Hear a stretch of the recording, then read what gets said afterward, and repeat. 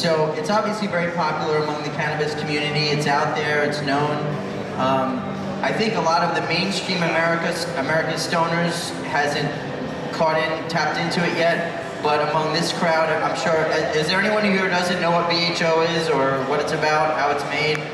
I'm pretty sure most of you probably do.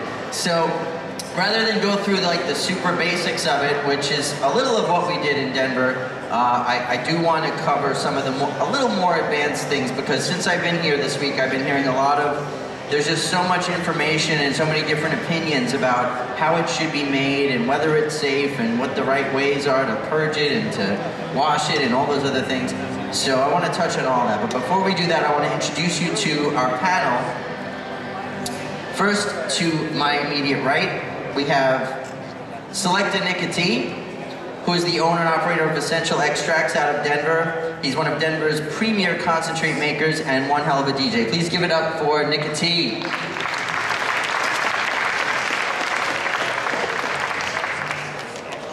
To his right, we have the president of the Society of Cannabis Physicians, the former physician at Stephen Gaskin's legendary hippie commune, The Farm. Please welcome Dr. Jeffrey Hergenrather.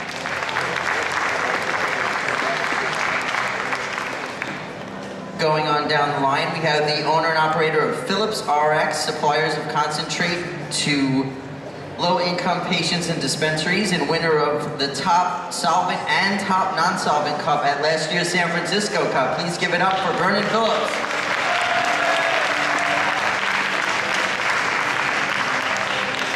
And last but never least is the owner and operator of Hitman Glass, who made quite a bit of awesome paraphernalia to do your dabbing with. And he's also a concentrate connoisseur and the mastermind behind the new Chess Pieces glass book and show. Please welcome to the stage, Dougie Fresh.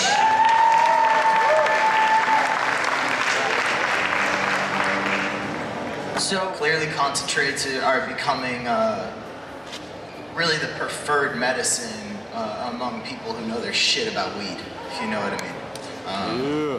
And for me, it just happens to be a matchup for me in my personal life for cannabis as medicine.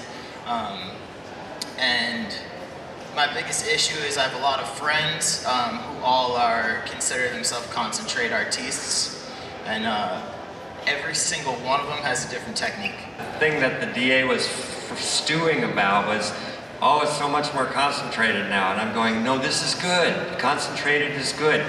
It's less plant matter that you need to deal with. And so over the years, there's been, you know, certainly the younger generation understands this, but the older folks are having a tough time dealing with the idea that pot might be, you know, up to 25% THC dry weight. And now we're talking about dabs, and we're going to, you know, 85% THC in an oil or something in that range. So I think the thing that, from my standpoint, I'm really favoring concentrates in general, because it gives an opportunity to treat conditions much more efficiently. I'm here today to talk to you about concentrates in general. I do make water extractions for a living. However, I don't necessarily have anything against butane extractions if they're done properly.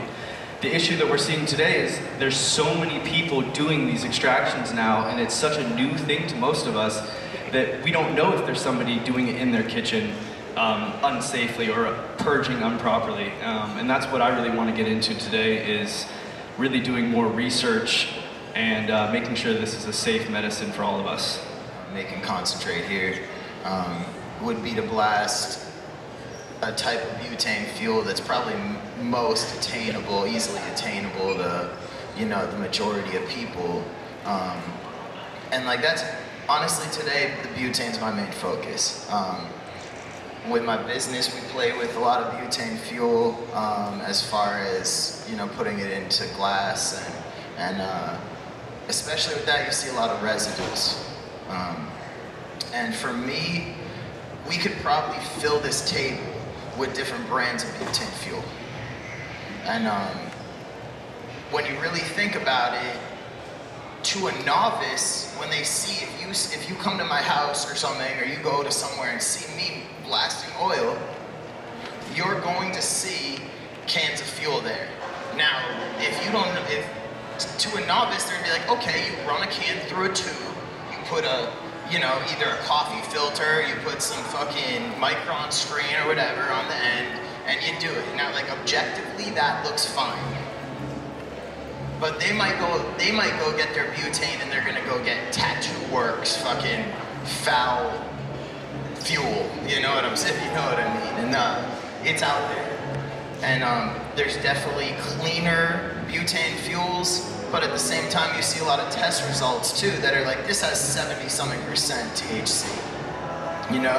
And my question is, okay, what was it ran with? And there's no way to test that at all. 15, 20 dabs a day, we all have been there. So, maybe we really need to start being a little, advocating and requesting, instead of just saying, they said that this had 70% THC, 75% THC.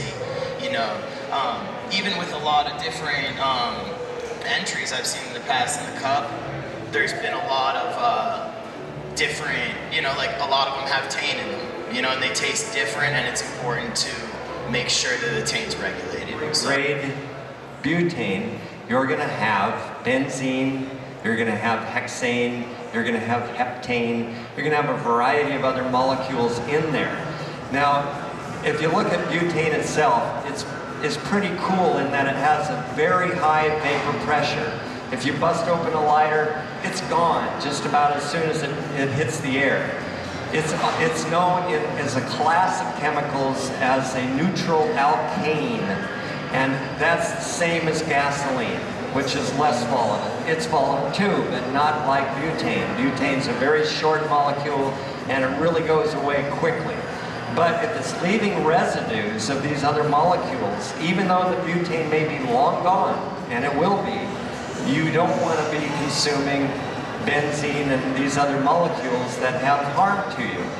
When those molecules get into your system, they're soluble in fat. They go into the lipids in your body, and the lipids are cell membranes and our nervous system. And so these molecules will end up messing up nerves and potentially causing harm. So I think if you're looking at a lifetime of use of extracts, you want to be sure about where these molecules are, which grade of product are these extracts coming from. So I want to say that out front. And as far as methods of extraction, butane is very interesting. If you can get a clean butane, it's quick and clean. Unfortunately, the state looks at that as a crime that you go to prison for. So you can't really legally use butane in California. That's just the way it is. But CO2 extraction, I think, provides a lot of benefit here, because in CO2, you're not starting with a solvent. You're not starting with a hydrocarbon. By pressurizing CO2, you strip all the oils off of the plant, and then you can re-harvest the CO2 and pump it back into the cylinder, so you don't really have to even lose the CO2. But again, if you're starting from clean product to start with, go through CO2, you can get an oil that's very clean with the CO2 extraction without ever having to worry about the issue of a hydrocarbon residue in your extract.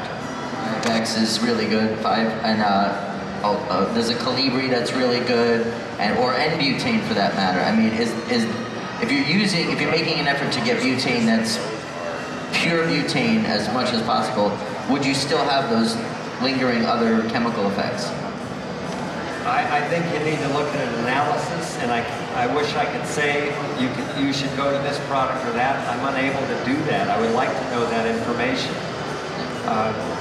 There should be an analysis done before a product like that enters the marketplace. But you really want to avoid it, certainly in long-term use. You want to avoid those benzene and other molecules that will harm you over time. It's true at small quantities, and if you're using a lighter to light a tube, yes, you're getting small quantities of those other gases, and I think they're certainly below regulatory concern, but that doesn't mean a lot when it comes to our health, and the government's always willing to say things are below regulatory concerns. We are all professionals and we can't see the research on these butanes. And one of the issues is we have people saying that vector 5 times is the purest butane. And then we have people saying that N-butane is the purest butane. And one of the other issues that a lot of you guys aren't going to hear about is things like N-butane aren't pulling the same terpenoid profile and the same oil profile that your vector 5 times is, and that's why people are saying vector 5 times is better. There's so many different variables in this process that are so new to everyone that we really need to put the money and the focus into the research before we even step further into this. And the other thing is, yes, we can be using a completely proper butane, like N-butane, but maybe the processor that is using it is not purging it correctly. And then we still have N-butane left in our product, and who is to say that N-butane minus the benzenes and the other things, the propane and everything else, isn't unsafe for you to consume? And these are the questions that I'm wondering, because it's such a new product, it's such a new process, and none of us have the answer. About open blasting compared to a closed system. Because I think that these are some of the terminologies that are also so new to a lot of us. Basically, when we talk about open blasting, we're taking a can of butane, we have our plant material in a tube, and hopefully everyone is doing it outside, but obviously, you know, there's a lot more, you know, people doing it out there that have just watched a YouTube video, etc. But we're basically putting a can in the top of a cylinder with our plant material. We're blasting the butane through, which is then collecting all the trichomes and turning it into an oil in the pan below it where you're collecting it. From there, you then have to purge off all those solvents to have a proper medicine left. So now the difference between that and a closed system is a closed system is going to be a lot more safe. A closed system, you don't have the open blasting style. All the butane is contained in a closed system. You can then recover that butane, and or you can choose to get rid of that butane. So there's different options with the closed system. And now the other thing to mention is a closed system can be used with not only butane, but it can also be used with CO2, which we're about to get into, I believe. Any of you guys want to address CO2, have experience with CO2 extraction? For me, I've never had a CO2 oil that I felt tasted anywhere near as good as butane hash oil.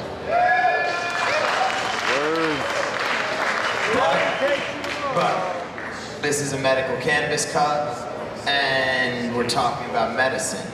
You know what I mean? And I think that CO2 may play its role. I mean, I've heard multiple different things where, like, you know, back in the day when the government was even doing testing on THC a long time ago, they even determined, you know, critical CO2 was a more, whatever, effective, or it was an option for hashish. But, I mean, me personally, I'm more concerned about the masses doing this, because that's what's happening right now, if you want to accept it or not. And CO2 is not being ran over weed as much as butane.